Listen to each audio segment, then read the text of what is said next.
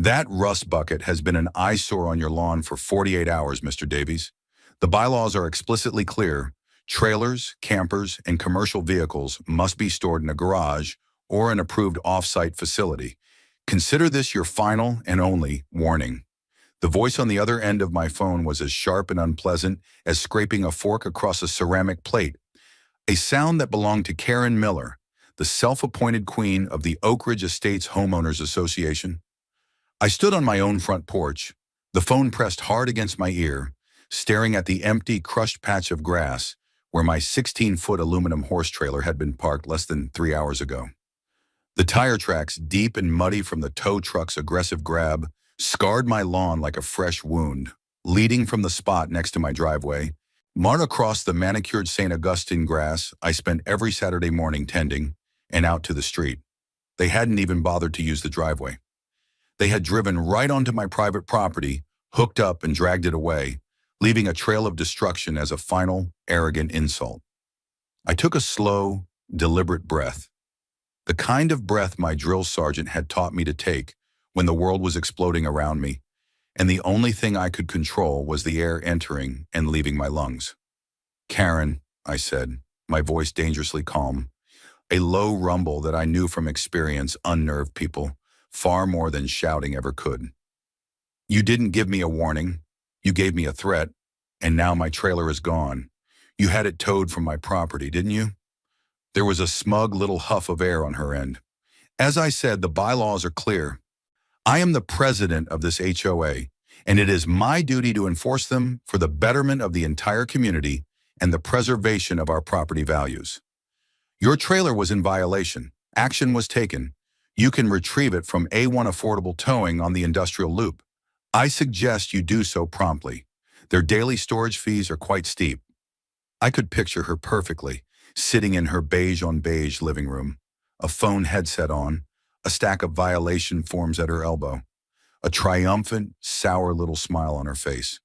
She was a woman who had found her one sliver of power in the world and had decided to wield it like a medieval mace.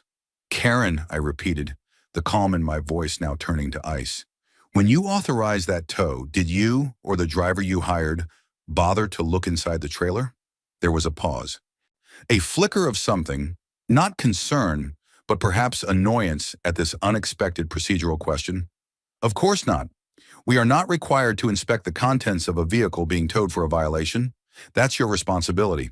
Honestly, the junk people leave, lying around." I cut her off, the ice in my voice cracking to reveal the granite beneath. "It wasn't junk, Karen. You didn't just tow a piece of equipment. You towed a living animal. There was a horse in that trailer." The silence on the other end of the line was suddenly absolute. It was a heavy, dense silence, the kind that swallows sound. I could hear the faint hum of the refrigerator behind me, the distant drone of a lawnmower 2 streets over. I let the silence stretch, letting the full weight of my words land on her. I pictured her tiny, on a power-tripping world tilting on its axis. Finally she spoke, her voice a reedy, defensive squeak. That's ridiculous. You're lying. You can't have a horse here. That's another violation. Livestock is strictly forbidden." Her immediate leap to another rule, another fine, another way to be right, was all I needed to know. The well-being of the animal was a complete non-factor for her. It was just another angle for her to press her advantage. "Whether I can have a horse here or not is a separate conversation, Karen," I said, my voice dropping to a near whisper. "The conversation we are having right now is about the one you just had kidnapped and impounded at a greasy tow yard on the industrial loop. You see, that horse you just stole doesn't belong to me.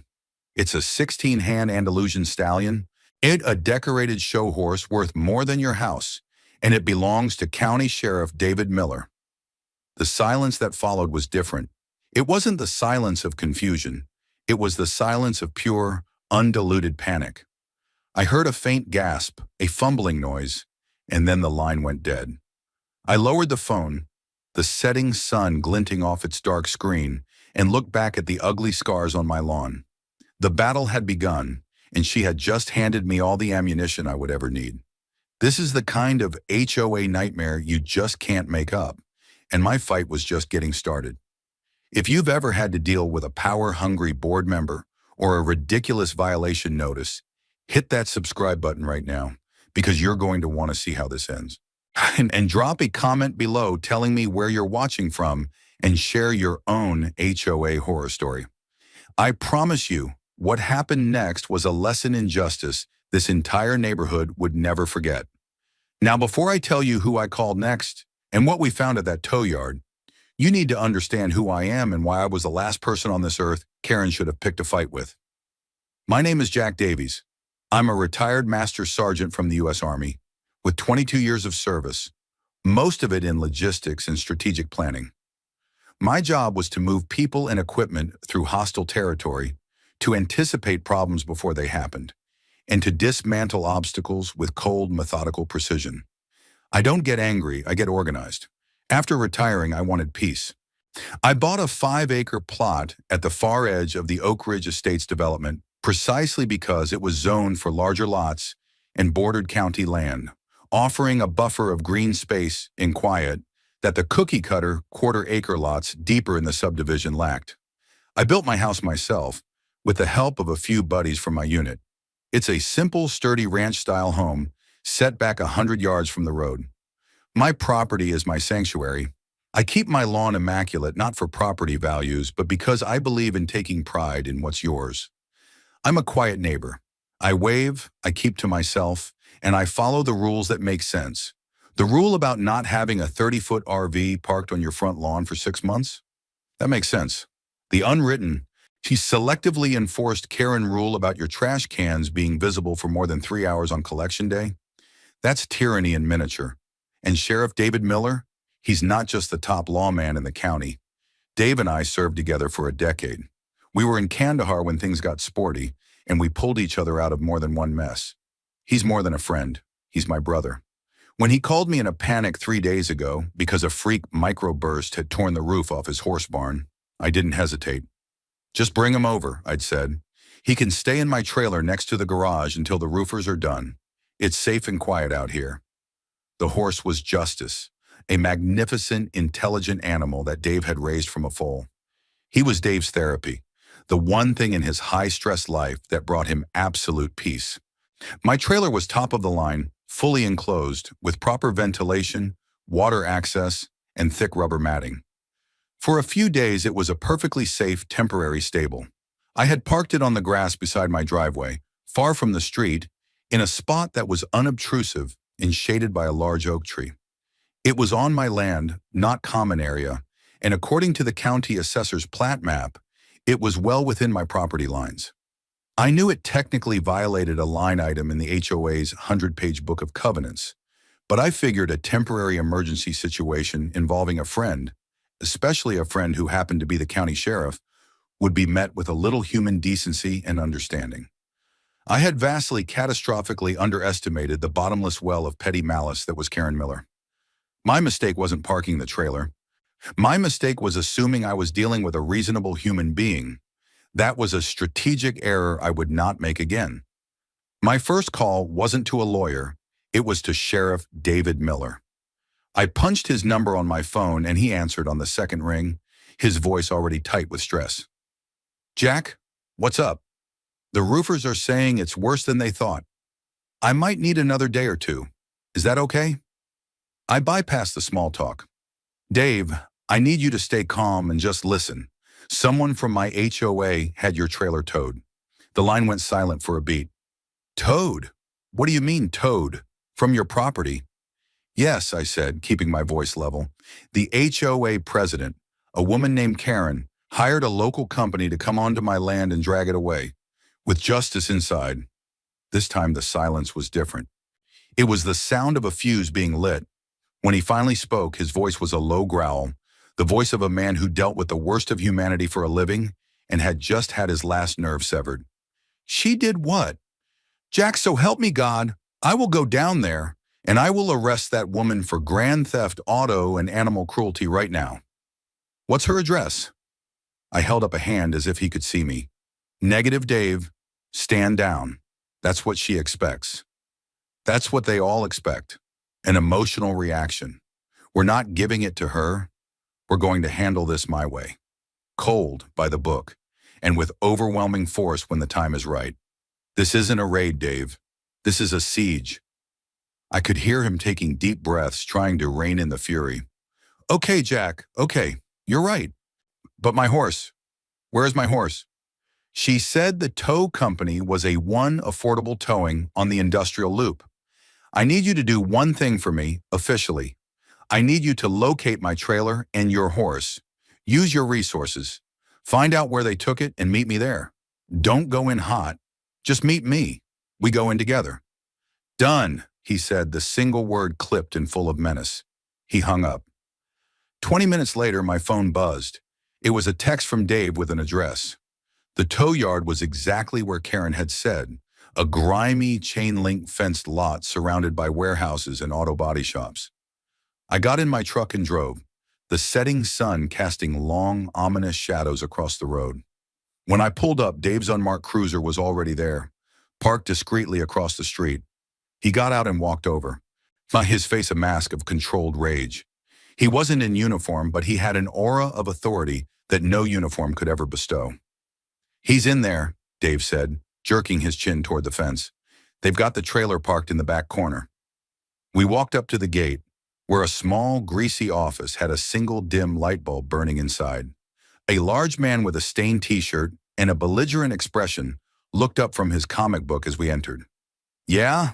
What do you want? He grunted. I'm here to retrieve my property, I said calmly. A 16-foot aluminum horse trailer, towed from Oak Ridge Estates. He smirked, a truly unpleasant sight. Oh yeah, the horse trailer. Got the paperwork? He gestured to a sign taped to the plexiglass barrier, a long list of exorbitant fees. Towing fee, $450. Gate fee, $75. Administrative fee, $125. Aaron, the real killer. Daily storage, specialty vehicle, $200 per day. It's going to be $850, he said, the smirk widening. Cash only. Dave stepped forward, his shadow falling over the counter. And what about the horse that was inside it? He asked, his voice quiet. The man's eyes flickered between us. Ain't my problem. We just tow what they tell us to tow. Whatever's inside is on you. Dave slowly pulled his wallet out, but instead of cash, he flipped it open to his badge. The smirk on the tow yard operator's face vanished, replaced by a pasty, slack-jawed shock. I am Sheriff David Miller, he said, his voice now resonating with the full power of his office. And the horse you have illegally impounded in that trailer is my personal property. You have exactly 30 seconds to open that gate and lead us to my horse before I impound this entire garbage heap as a crime scene and charge you with felony larceny and cruelty to animals. We can start with the fact that you've had a live animal locked in a metal box for over 4 hours with no food or water. The man swallowed hard, his Adam's apple bobbing. He fumbled for a set of keys, his bravado completely gone. No problem, Sheriff. No problem at all. Right this way. He led us through the maze of wrecked cars and impounded vehicles to the back of the lot. There was my trailer. I could hear Justice inside, kicking nervously against the wall. I unlocked the rear ramp and lowered it. The horse was drenched in sweat, his eyes wide with stress, but he was on his feet and appeared physically unharmed. Dave let out a breath he'd probably been holding for the last hour. He walked up the ramp, speaking in low, soothing tones, running a hand along Justice's neck. After a few minutes, the magnificent animal began to calm down, nuzzling against his owner's shoulder. We paid the fee. Under protest, I noted on the receipt I made the man sign and hooked the trailer to my truck. As we were about to pull out, Dave walked back to the office window. One more thing, he said to the terrified operator. Who authorized this tow? The man scrambled for a clipboard. A Ms. Karen Miller, the HOA president. She signed the authorization herself. Dave just nodded slowly. Thank you for your cooperation, he said, the words carrying a chilling weight. As I drove away, Dave following behind, I knew this wasn't over. It wasn't about the money. It was about the absolute arrogant abuse of power, and I was going to dismantle it piece by painful piece. The following Monday, the first salvo in Karen's paper-based war arrived. It came via certified mail, a thick manila envelope that felt important and ominous. Inside wasn't an apology or a request for clarification. It was a formal declaration of hostilities printed on the official Oak Ridge Estates HOA letterhead. There were 4 separate documents, each one a notice of violation, each one detailing a new and creative infraction. The first was for the trailer itself. Violation of Article 4, Section 2.7, parking of a commercial/recreational vehicle on residential property. The fine was $100 per day, retroactively applied for the 2 days it was on my lawn, for a total of $200. Once the second document was even more audacious. Violation of Article 6, Section 1.4, harboring of unauthorized livestock. Apparently, Justice's brief emergency stay had earned me a fine of $500 for turning my suburban lot into a barnyard. The third was a masterpiece of bureaucratic fiction. Violation of Article 2, Section 3.1, unauthorized alteration of landscape. This, the document explained, was for the significant damage to community-viewed turf caused by the tow truck she had ordered. They were fining me $300 for the damage their own contractor had caused. The final page was the crescendo, a summary statement informing me that my total outstanding fines amounted to $1,000, and that failure to remit payment within 30 days would result in the placement of a lien against my property. A lien for a manufactured crisis she herself had created. I stood in my kitchen, the papers spread across the granite countertop like battle plans from an insane general. It was breathtaking, the sheer unmitigated gall. She wasn't backing down. She was doubling down, tripling down, convinced that her flimsy shield of HOA bylaws made her invincible. She was trying to bury me in paper, to intimidate me with legalese and threats against the home I had built with my own hands. Any normal person, faced with the revelation that they had just illegally towed the county sheriff's prize horse, would be in full retreat, drafting apologies and offering to pay for any damages. But Karen wasn't a normal person. She was a creature of pure entitlement, fueled by a diet of petty regulations and the deference of her browbeaten neighbors. In her mind, the sheriff was just another resident, and his horse was just more leverage. His involvement didn't scare her. It emboldened her. It proved she was powerful enough to take on anyone. I carefully placed the documents into a fresh folder, which I labeled Karen Illegal Tow Incident. I then walked to my office and pulled out the thick 3-ring binder that contained the covenants, conditions, and restrictions of the Oak Ridge Estates HOA. It was a document I had skimmed when I bought the property but had never truly studied. Now I was going to learn it better than the woman who wielded it as a weapon. I spent the next 2 days doing nothing but reading. I had a pot of coffee, a pack of yellow highlighters, and a stack of colored sticky tabs. I dissected every sentence, every clause, every subsection. I cross-referenced articles. I noted ambiguities. I highlighted every mention of the board's authority, and more importantly, the limits of that authority. What I found was a document full of holes, a patchwork of poorly written rules and vague pronouncements, ripe for abuse by someone who counted on no one else ever bothering to read it. The rule about trailers, for instance, specified they couldn't be parked in public view. My trailer was 100 yards from the road, partially obscured by a mature oak tree. Was that public view? The bylaws didn't define it. It was a judgment call, and in this HOA, Karen was the only judge. The bylaw about livestock was clearer, but it also contained a clause about temporary exceptions in emergency situations, which the board had the power to grant. She had never given me the chance to ask for one. The most interesting part, however, was the section on enforcement. It laid out a strict, multi-step process. A written warning letter, followed by a 14-day period to cure the violation, followed by a second notice of a hearing before the board, and only then could fines be levied. There was no provision for immediate towing from private property for a parking violation. None. Her actions were a complete violation of her own governing documents. She had skipped every required step and gone straight to the nuclear option. My next move was to attend the monthly HOA board meeting, scheduled for that Wednesday evening. I prepared a simple 1-page summary of the events, citing the specific bylaws she had violated. I wasn't going for a confrontation. I was going to test the system. I wanted to see her reaction in a public forum. I arrived at the community clubhouse to find the meeting already in session. Karen sat at the head of a long table, flanked by two other board members, a mousy-looking man named Frank and a woman who looked permanently startled. Karen saw me walk in, and her face tightened. I waited for the public comment period. When my turn came, I stood up and began to speak. My name is Jack Davies. I live at 1210 Wilderness Drive. I'm here to appeal a series of fines and discuss an illegal action taken by the board. Before I could get another sentence out, Karen held up her hand. Mr. Davies, according to the agenda, you did not submit a formal request to be heard by the board at least 7 days prior to this meeting, as required by our procedures. I'm afraid we can't hear your issue tonight. You'll have to submit the proper paperwork for next month's meeting. She delivered the lines with a practiced, condescending sympathy. It was a perfect bureaucratic checkmate. I looked at the dozen or so other residents in the room. They were all looking down at their laps, avoiding eye contact. They had seen this show before. I simply nodded. Understood, I said, and sat back down. I didn't argue. I didn't raise my voice. I just watched her for the rest of the meeting, a faint, unreadable smile on my face. My passivity seemed to unnerve her more than any outburst could have. She fumbled with her papers, her voice a little shakier as she read the treasurer's report. She knew I wasn't going away, and she had no idea what I was planning.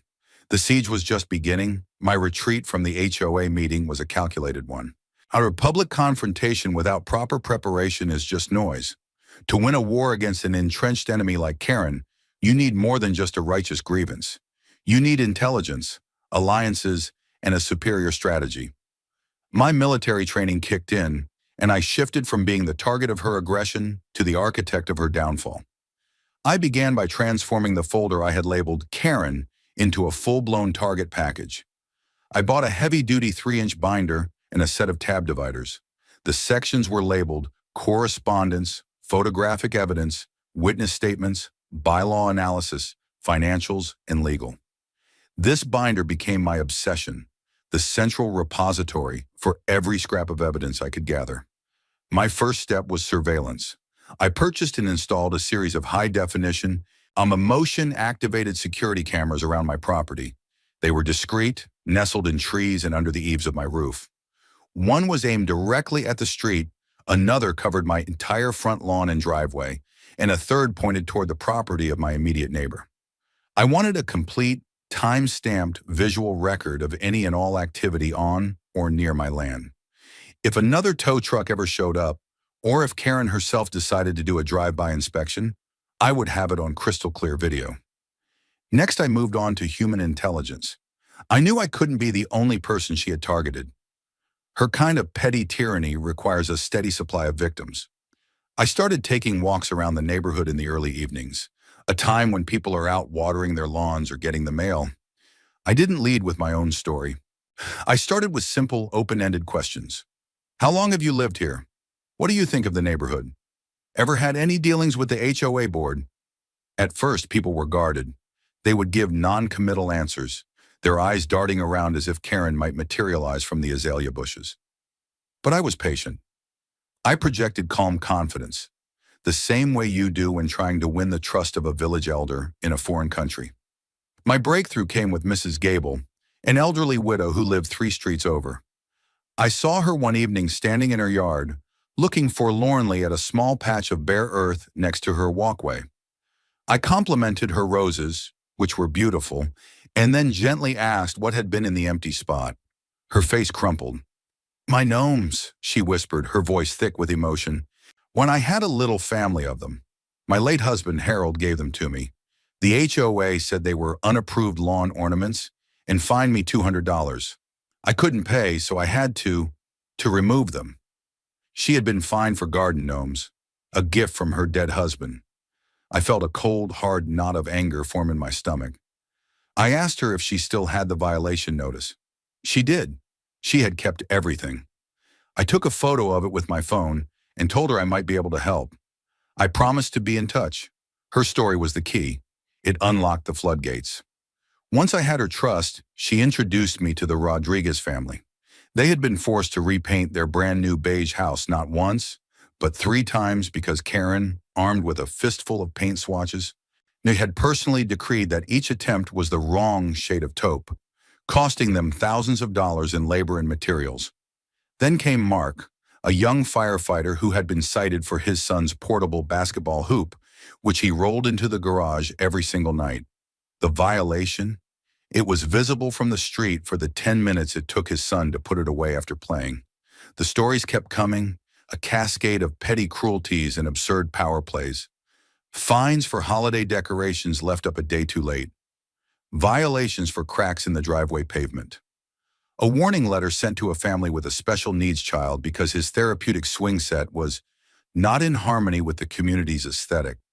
Each story was a fresh piece of evidence. I documented everything. I collected copies of violation notices, invoices from painters, and photographs of the supposed infractions. I had each person write a brief dated statement of their experience. The witness statements were a section of my binder grew thick. What emerged was a clear and undeniable pattern of abuse. Karen's enforcement was not uniform, it was targeted. She went after the elderly, young families, and new residents, people she perceived as either unwilling or unable to fight back. The fines were not meant to correct problems. They were a source of revenue and, more importantly, a tool of intimidation. She wasn't preserving property values. She was running a protection racket. The more I dug, the more I realized that the illegal towing of my trailer wasn't an anomaly. It was an escalation. She had been getting away with smaller abuses for so long that she felt untouchable, leading her to commit a major blunder against the wrong person. My quiet neighborhood walks had transformed into a covert recruitment drive for a suburban insurgency. I was no longer a lone victim. I was the leader of a growing resistance. The resistance needed a headquarters, a place to move from whispered complaints on street corners to organized action. I decided to host a meeting at my house, framing it as a casual neighborhood watch update to avoid tipping off Karen or her network of spies, which I was now certain she had. I printed simple flyers and hand-delivered them, speaking personally to each of the families who had shared their stories with me. I told them it was time we compared notes and discussed community safety, a plausible cover that was also, in a way, true. And we were trying to make the community safe from its own leadership. On a Tuesday night, about 15 people gathered in my living room. There was Mrs. Gable, clutching a photo of her banished garden gnomes. The Rodriguez family came, along with Mark the firefighter and the young couple with the basketball hoop. And there were others, faces I recognized but hadn't spoken to yet, drawn in by the whispers that something was finally happening. I started the meeting by laying my binder on the coffee table. I opened it to the bylaw analysis section. I'm not a lawyer, I began, but I know how to read regulations, and I've spent the last week studying our HOA's governing documents. I believe our HOA president has been systematically overstepping her authority, misinterpreting the bylaws, and in some cases, violating them outright. A murmur went through the room. I then walked them through my own story, the emergency with the sheriff's horse, the illegal tow, the retaliatory fines, and the stonewalling at the board meeting. When I mentioned that the horse belonged to Sheriff Miller, a collective gasp filled the room. The sheer audacity of it seemed to crystallize the issue for everyone. This wasn't just about rules. It was about a shocking abuse of power. Then I opened the floor. One by one, they shared their stories. Mark the firefighter spoke of the absurdity of the basketball hoop fine. Mrs. Rodriguez, with tears in her eyes, described the stress and financial strain of having to repaint their house 3 times. The anger in the room was palpable, but it was mixed with a new feeling. Hope. They were no longer isolated victims. They were in a room full of people who had been through the same thing. In that shared experience, they found strength. The turning point of the meeting came from a quiet man in the back I hadn't met before. His name was Bob, a retired CPA who had lived in Oak Ridge for 20 years. "This is all very compelling," he said, his voice calm and analytical. "But if you really want to get her, you need to follow the money. I've had my suspicions for years." He explained that the HOA's annual budget reports were always vague and incomplete. Large sums were allocated to broad categories like administrative expenses and grounds maintenance, with no itemized breakdowns. He had once formally requested a detailed financial statement, as was his right under the state's property code, but Karen had given him the runaround for months, claiming the documents were with the auditor or being compiled, until he finally gave up. I move that we, as a group of concerned homeowners, formally submit a collective request to inspect all financial records of the Oak Ridge Estates HOA for the past 5 years, Bob announced. The motion was immediately seconded and unanimously approved. This was our next official move, but I knew we needed more than just a financial audit. We needed legal firepower. The next morning, I made a call to Sarah Jenkins, a sharp, no-nonsense lawyer who had served in the JAG Corps with me before going into private practice. She specialized in property and contract law. I laid out the whole situation for her, from the illegal tow to the pattern of harassment and the suspected financial issues. She listened patiently, and only interrupting to ask clarifying questions. "Jack," she said when I had finished, "this is fantastic. Not for you, obviously, but from a legal perspective. This woman is a walking, talking lawsuit. She's handed you a gift-wrapped case with a bow on top." She confirmed my analysis. The tow was illegal on at least 3 counts. It was from private property, it lacked proper notice, and most critically, it involved a live animal, which opened up a whole other world of liability, including potential criminal charges. But she advised against a quick, targeted lawsuit. "Don't just sue her for the tow, Jack. That's a skirmish. You want to win the war. We use the tow as leverage, but the real target is the systemic abuse and the financial malfeasance. We let her keep thinking she's in control while we build an ironclad case that will not just remove her, but dismantle her entire operation." The legal trap was beginning to take shape. We would combine the residents' grievances into a potential class action suit, use the formal request for financial records to expose the books, and gather evidence of every procedural and legal violation Karen had ever committed. The alliance was now solidified, armed with personal testimony, financial acumen, and expert legal counsel. Karen thought she was playing checkers with a bunch of amateurs. She had no idea she was playing chess against a master sergeant, a CPA, and a JAG lawyer, with the county sheriff waiting in the wings. With Sarah Jenkins on board, our ragtag rebellion transformed into a disciplined legal assault team. Sarah's first piece of advice was to operate with absolute procedural correctness. "Every I must be dotted, every T crossed," she instructed over a conference call with me and Bob the accountant. "We will give her no reason to dismiss our requests on a technicality. We will use her own rulebook against her." Our first official act as a unified front was to draft the formal request for financial records that Bob had proposed. Sarah composed a letter that was a work of legal art, polite in tone but unyielding in its demands. It cited the specific state statutes and HOA bylaws that guaranteed homeowners the right to inspect all financial documents, including bank statements, invoices, contracts, and detailed ledgers. We requested access for both Bob and a forensic accountant Sarah recommended, which we listed 15 homeowners as signatories to show this was a broad-based community concern, not just a personal vendetta. We sent the letter via certified mail with return receipt requested, creating an official paper trail. While we waited for the legally mandated response time to elapse, Sarah and I worked on another angle. "You mentioned the tow company might be connected to her," Sarah said. "Let's dig into that. A conflict of interest is a breach of fiduciary duty. If she's steering business to a friend or family member, especially without disclosing it, that's a kill shot." My military intelligence skills came back into play. The tow company was a One Affordable Towing, LLC. A quick search of the state's business registration database gave me the name of the registered agent and owner, a man named Frank Gable. And the name didn't ring a bell, but Sarah had access to more powerful databases. She ran the name. "Okay, Jack, you're going to love this," she said, a note of grim satisfaction in her voice a few hours later. "Frank Gable is the brother of Karen Miller's husband, George Miller. His legal name is Frank Miller, but he does business as Frank Gable, probably to obscure the connection. A One Affordable Towing is her brother-in-law's company. It was the smoking gun. Karen was using HOA funds, our funds, to enrich her own family. We didn't know yet if she was getting a direct kickback, but the undisclosed conflict of interest was damning enough. We added this to the legal section of the binder, complete with printouts of the business registration and a social media photo we found of Karen, her husband, and Frank Gable at a family barbecue. Simultaneously, I continued my deep dive into the HOA's history. I went down to the county records office and pulled the file for the Oak Ridge Estates HOA, going back to its inception. I was looking for the original bylaws and any and all amendments filed over the years. What I found was shocking. The original bylaws, drafted by the developer, were fairly standard. They required a 2/3 majority vote of all homeowners to amend any major covenant. But over the last 10 years, since Karen had become president, there were 5 separate amendments filed.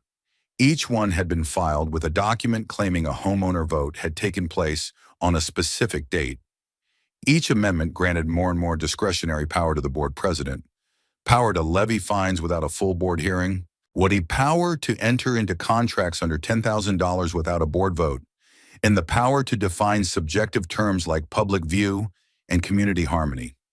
I cross-referenced the dates of these supposed votes with the official meeting minutes we had managed to obtain from other longtime residents.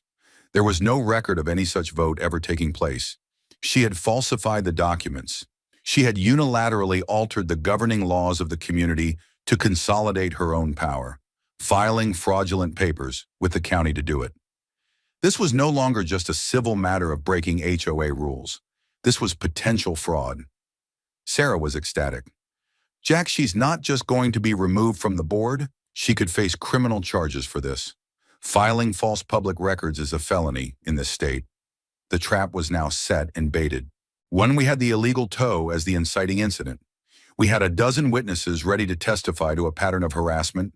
We had evidence of a clear conflict of interest and potential self-dealing with the tow company, and now we had proof that she had fraudulently altered the very documents she used to justify her reign of terror. Karen's response to our request for financial records came on the last possible day. It was a thin envelope containing a letter from her. She stated that due to the sensitive nature of the financial information, she would not be releasing the raw data, but that she had instructed the HOA's auditor to prepare a summary report, which would be available in due course, likely in 60 to 90 days. It was a blatant, illegal stonewall, and it was the final piece of evidence we needed. She was actively hiding the financials, confirming our deepest suspicions. Sarah drafted an immediate, sharp response, informing Karen that her refusal was a violation of state law and that if the full, unredacted records were not made available within 7 business days, we would be filing for a court order to compel their release, a legal action for which the HOA would be responsible for all costs. We sent the letter. The clock was ticking. Karen was surrounded, but she didn't know it yet. She still thought she was swatting at flies, unaware that the walls were closing in around her. The stage for our final confrontation was the annual homeowners meeting. Unlike the monthly board meetings with their sparse attendance, the annual meeting was a requirement for all homeowners. Were the one time a year when major votes were taken and the board was held accountable. It was our best and only opportunity to present our case to the entire community at once, bypassing Karen's procedural roadblocks. Our team, me, Bob the accountant, and Sarah the lawyer, supported by our growing coalition of wronged residents, began planning the operation with military precision. We codenamed it Operation Gavel Drop. The plan was multifaceted, designed to build from a simmer to a full rolling boil, leaving Karen no room to escape. Phase 1 was information warfare. We spent a week preparing what we called truth packets. Each packet was a simple folder containing a curated selection of our most damning evidence, presented in a clear, easy-to-understand format.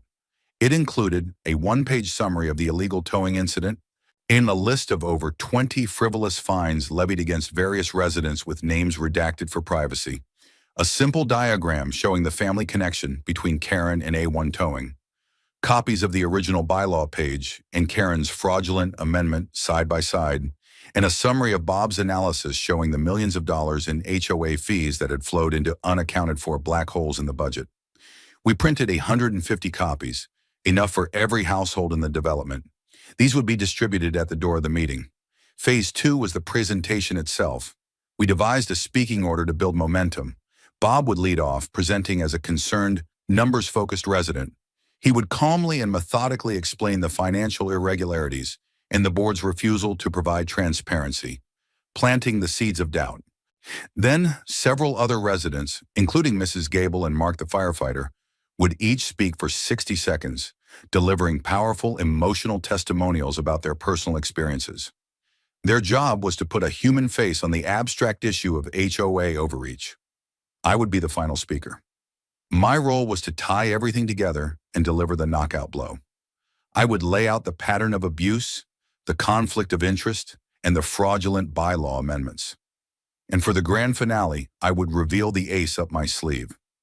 I had met with Sheriff David Miller again.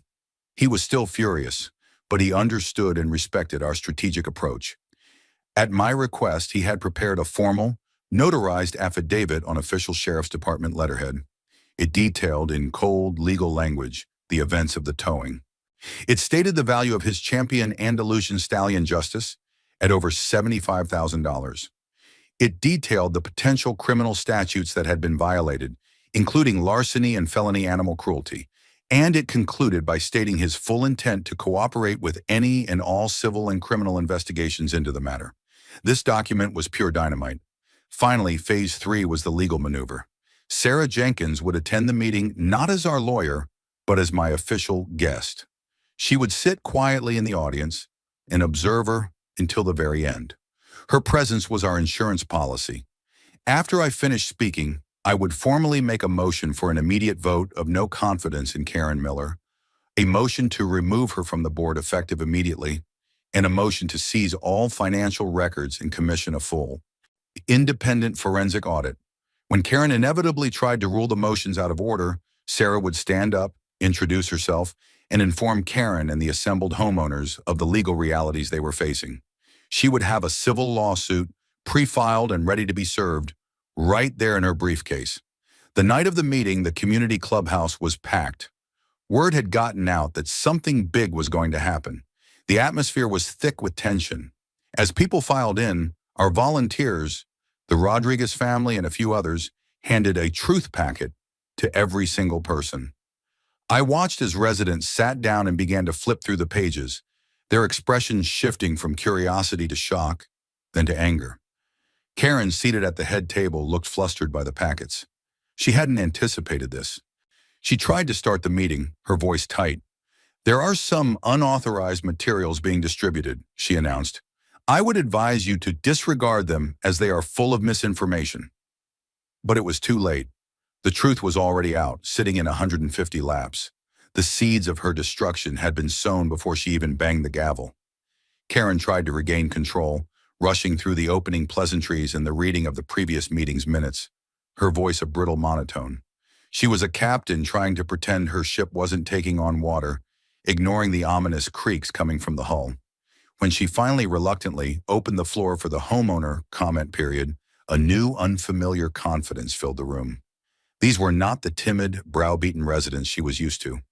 These were people armed with information, their private grievances now validated as part of a larger, systemic problem. Bob, the retired CPA, stood up first. He was the picture of calm reason. He didn't accuse. He simply asked questions. "Madam President," he began, holding up his copy of the HOA's summarized budget, "I note here that for the third year in a row, administrative services is listed as a $150,000 line item. Could you please provide the homeowners with an itemized breakdown of those costs? And could you also explain why the board has refused a formal, legally submitted request from 15 homeowners to inspect the detailed financial records in direct violation of State Property Code 209.005? Karen's face began to flush. "All expenditures are properly audited, Mr. Johnson," she snapped, using the wrong last name. And the request for records is being processed by our legal counsel. We have to protect the privacy of our vendors." A low murmur of disbelief rippled through the crowd. People were looking at the packet in their laps, then back at her. Her lies were already starting to unravel. Next, Mrs. Gable stood up, her small frame trembling slightly, but her voice clear. "My name is Eleanor Gable. My husband Harold passed away 2 years ago.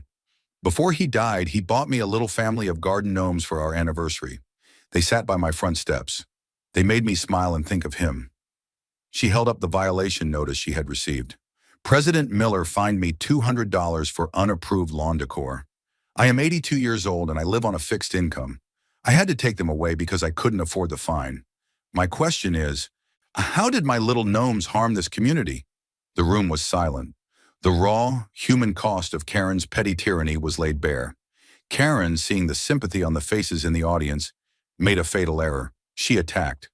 The rules are for everyone, Eleanor. We can't make exceptions, or the whole aesthetic of the neighborhood would fall apart. The coldness of her reply sent a visible shockwave through the room. Then it was my turn. I walked to the front of the room, my binder in hand. I didn't stand at the podium.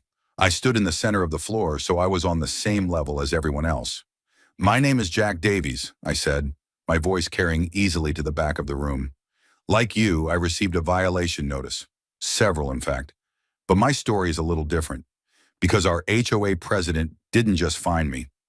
She hired her brother-in-law's tow company to come onto my private property and illegally tow my trailer. I let that sink in. Then I pointed to the diagram in their packets. A1 Affordable Towing is owned by Frank Miller, who does business as Frank Gable. He is the brother of Karen's husband.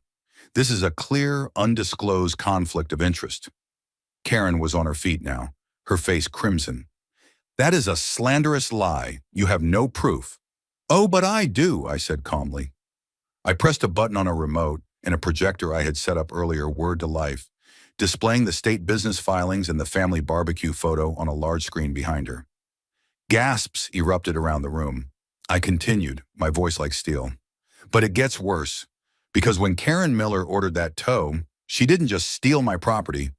She stole a living animal that was inside. A horse. I paused, letting the weight of the words settle. And not just any horse. I held up the notarized affidavit. This is a sworn statement from the owner of that horse. His name is David Miller, and he is the sheriff of this county. I began to read from the affidavit, my voice ringing with the cold, hard facts of the law. I read the valuation of the horse, the description of the potential felony charges for larceny and animal cruelty. I read the sheriff's statement of his intent to cooperate fully with all investigations. The room was utterly, completely silent. You could have heard a pin drop. Karen's face had gone from red to a ghastly, waxy white. She looked like she couldn't breathe. This is an illegal meeting, she stammered, grabbing her gavel. You are all out of order. This meeting is adjourned. But as she banged the gavel, I raised my voice. I make a formal motion for a vote of no confidence and the immediate removal of Karen Miller as president of this board. Second, shouted a dozen voices at once. You can't do that, Karen shrieked. It's not on the agenda. It's illegal. That was the cue. A woman in the third row stood up. It was Sarah Jenkins. Actually, it's not, she said, her voice cutting through the chaos with legal precision. My name is Sarah Jenkins. I'm an attorney specializing in property law. According to your own bylaws, a motion for removal can be made from the floor at any annual meeting with a quorum present, which you have. Furthermore, given the evidence presented here tonight of financial malfeasance, breach of fiduciary duty, and the filing of fraudulent county records, she let the words hang in the air. I'd say this board has far greater legal exposure to worry about than a procedural complaint. She walked to the front and handed a thick sheaf of papers to a stunned Karen. Karen Miller, you are hereby served. This is a civil lawsuit on behalf of 15 of your neighbors for damages related to gross negligence and willful misconduct. The first hearing is in 30 days. Karen stared at the papers in her hand as if they were a snake. Her reign was over. The gavel had dropped. The vote was called. It was nearly unanimous. Karen Miller was removed, stripped of her power in the same room where she had wielded it so cruelly for so long, utterly and publicly humiliated. The aftermath of that meeting was swift and decisive. The community, unenergized and united, moved quickly to reclaim their neighborhood. With Karen voted out, the two remaining board members, Frank the Mouse and the startled-looking woman, resigned in disgrace within 48 hours. An emergency election was held the following week, and a new interim board was voted in. Bob the CPA was unanimously elected treasurer, and to my surprise and initial reluctance, I was asked to serve as the interim president. I accepted on one condition, that my term would only last until we could untangle the mess Karen had left behind and establish a new, transparent system of governance. My first act as interim president was to sign the authorization for the full, independent forensic audit of the HOA's finances, the very thing Karen had fought so hard to prevent. The auditors descended on the clubhouse, and with the full cooperation of the new board, they began to piece together a decade of financial deception. What they found was worse than we had imagined. It wasn't just sloppy bookkeeping, it was methodical, calculated embezzlement. Karen had been using the HOA's bank account as her personal slush fund. The vague administrative services line item was a cover for credit card payments, car leases, and even family vacations, all paid for with our dues. The conflict of interest with her brother-in-law's tow company was just the tip of the iceberg. She had a network of friendly vendors who overcharged for services like landscaping and pool maintenance, then kicked back a percentage to a private bank account she controlled. The audit revealed she had siphoned over $250,000 from the community over her tenure. Armed with the auditor's final report, the new board turned all the evidence over to the district attorney's office. The civil lawsuit Sarah had filed became the least of Karen's worries.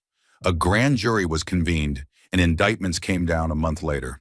Karen Miller was charged with multiple felonies, including grand larceny, embezzlement, and fraud.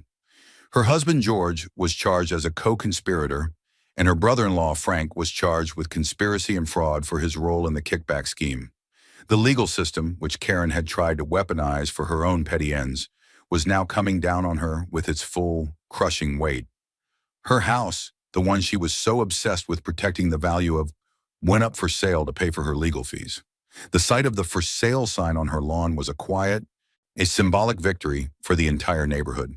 While the criminal case proceeded, our new board set about the task of healing the community. Our first official meeting was held in my backyard, a casual barbecue instead of a stuffy, formal affair. We went through the 100-page book of covenants, line by line, with input from everyone. We voted to eliminate the absurd subjective rules about lawn ornaments, basketball hoops, and the precise shade of taupe your house could be painted. We clarified the vague language, established simple and fair enforcement procedures based on warnings and grace periods, and put in place ironclad transparency requirements for all financial matters. All fines levied by Karen's board over the last 2 years were retroactively canceled and, where paid, refunded from the HOA's reserve funds. Mrs. Gable got a check for $200, and the very next day, her family of garden gnomes was back in its rightful place by her front steps, standing as tiny, cheerful symbols of our collective victory. The Rodriguez family received a formal apology and a check to cover the cost of their multiple paint jobs. The mood in the neighborhood transformed. The fear and suspicion were replaced by a sense of camaraderie. People started talking to each other again. Neighbors who had been pitted against one another by Karen's tactics were now stopping to chat in the street. The community she had fractured was slowly knitting itself back together. A few months later, we held a neighborhood-wide celebration barbecue at my place. It was a beautiful Saturday afternoon. Kids were running through sprinklers, music was playing, and the air was filled with the smell of grilled food and the sound of laughter. Sheriff David Miller was there, not as a lawman, but as a friend. His horse, Justice, was standing calmly in a temporary paddock I had set up in my side yard, occasionally accepting a carrot from a wide-eyed child. Dave clapped me on the shoulder, a grin on his face. "You know, Jack," he said, looking around at the happy crowd, "I was ready to come in here and kick down doors. I'm glad we did it your way. This is better." I looked at the scene, at Mrs. Gable showing off a picture of her gnomes, at the Rodriguez kids playing with Mark the firefighter's son, at Bob the accountant explaining the new, simplified budget to a group of residents. The victory wasn't about the money we recovered or the punishment Karen would face. It wasn't even about my trailer. It was about this. It was about restoring a community's sense of fairness and peace. It was about proving that one determined person, backed by their neighbors, can stand up to a bully and win. The fight hadn't been about a single piece of property, but about the fundamental principle that a person's home should be their sanctuary, not a battlefield for someone else's ego. And in the quiet satisfaction of that sunny afternoon, surrounded by friends and neighbors, I knew we had won a victory that would last for a very long time. Justice, in the end, had been served.